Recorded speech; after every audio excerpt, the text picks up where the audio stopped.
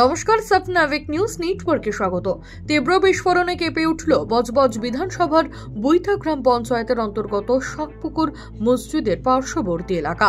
Gas cylinder blast হয়ে বিধ্বংসী আগুনের কবলে বাড়ি। ঘটনাকে কেন্দ্র করে চাঞ্চল্য ছড়ালো এলাকায়। সূত্রের খবর, রাতে রান্না করার সময় হঠাৎই সেই গ্যাস সিলিন্ডার ব্লাস্ট করে। মুহূর্তের মধ্যে আগুন ছড়িয়ে পড়ে চারিদিকে।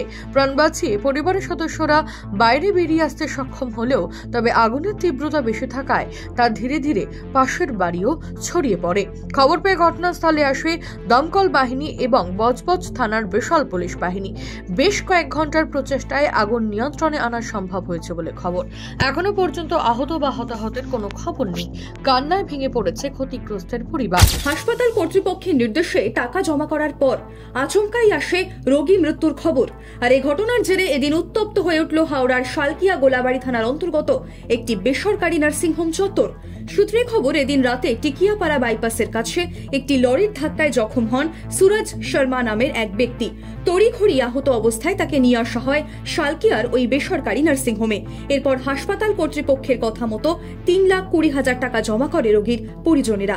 তবে আচমকাই এদিন সকালে হাসপাতালের তরফে ফোন করে রোগী মৃত্যুর খবর জানানো হলে কার্যত দিশেহারা হয়ে পড়েন রোগীর আত্মীয়রা। সেই সঙ্গে হাসপাতালের সামনে বিক্ষোভ দেখান রোগীর পরিজন সহ স্থানীয়রা। শেষমেশ ঘটনাস্থলে পৌঁছে পরিস্থিতি নিয়ন্ত্রণে আনে গোলাবাড়ি থানার পুলিশ। ইতিমধ্যেই এই ঘটনায় দুজনকে আটক করা হয়েছে। ভারতীয় বন্যপ্রাণী সংরক্ষণ এবং ব্যবস্থাপনা সংক্রান্ত আইন অনুযায়ী কচ্ছপ ধরা, পোষা, বিক্রি করা এবং কেনা দণ্ডনীয় অপরাধ। আর এদিন উত্তর 24 পরগনার শ্যামনগরের পোলতাপাড়ার একটি বাড়ি থেকে উদ্ধার করা হলো বিলুপ্তপ্রায় প্রজাতির একটি তিল কাছিম। জানা গেছে, শ্যামনগরের একটি বাড়িতে তিল কাছিম রয়েছে। এই খবর পেয়ে ওই বাড়িতে পৌঁছয় শ্যামনগর স্বেচ্ছাসেবী সংগঠনের সদস্যরা। যে গৃহস্থের বাড়িতে বিলুপ্তপ্রায় প্রজাতির তিল কাছিমটি পোষার জন্য রাখা হয়েছিল, তাকে আইন সংক্রান্ত বিষয় বোঝানোর পর সেটিকে উদ্ধার করে নিয়ে আসেন তারা।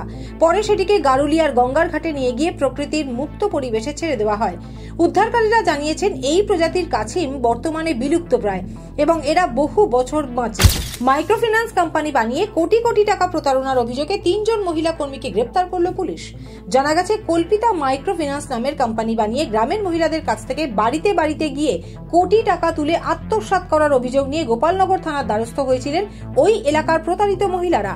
সেই অভিযোগের ভিত্তিতে তদন্তে নেমে এদিন আকাইপুর এলাকা থেকে ওই কোম্পানির 3 জন মহিলা কর্মীকে গ্রেপ্তার করে গোপালনগর থানার পুলিশ।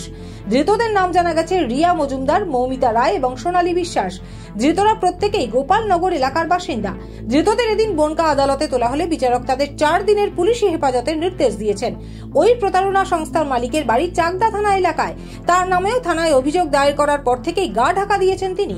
বনগা থেকে শান্তনু বিশ্বাসের রিপোর্ট, 7 নিউজ নেটওয়ার্ক। জয় হিন্দ।